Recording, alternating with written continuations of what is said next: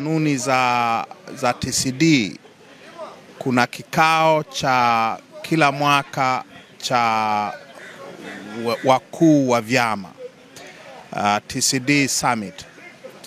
Sasa hii ilikuwa muda wake ulikuwa umefika. Kwa sijakiitisha mimi, ni kikao ambacho kipo kwa mujibu wa katiba na statutes za TCD. Ni kikao cha kujadili masuala mbalimbali yanayohusu nchi yetu.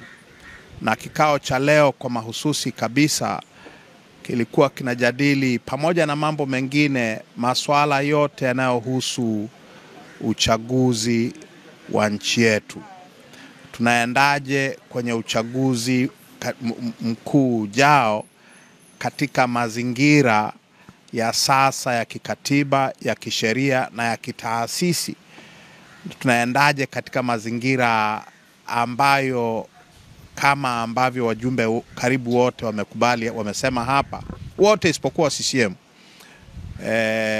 chaguzi zetu zina matatizo makubwa sana.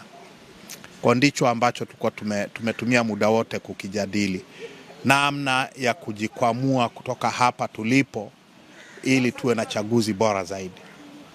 Kama mjadala ulijikita hapo mpaka mnatoka sina shaka mmefika kwenye tamati ya jambo fulani, mmefikia kwenye maamuzi gani sasa? Tunakutana tena tarehe 14 ili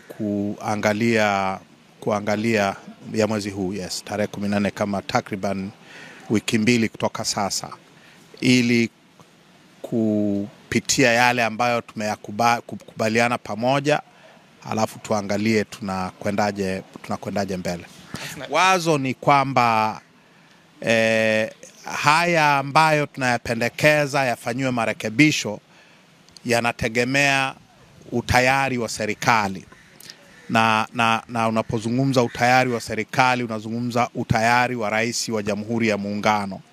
Kwa hiyo haya ambayo tumekubaliana tutayapeleka serikalini, tutayapeleka kwa rais kama ni sehemu ya masuala yanayohitaji kufanyiwa kazi ili kuwezesha chaguzi huru, za haki na zinazoeleweka.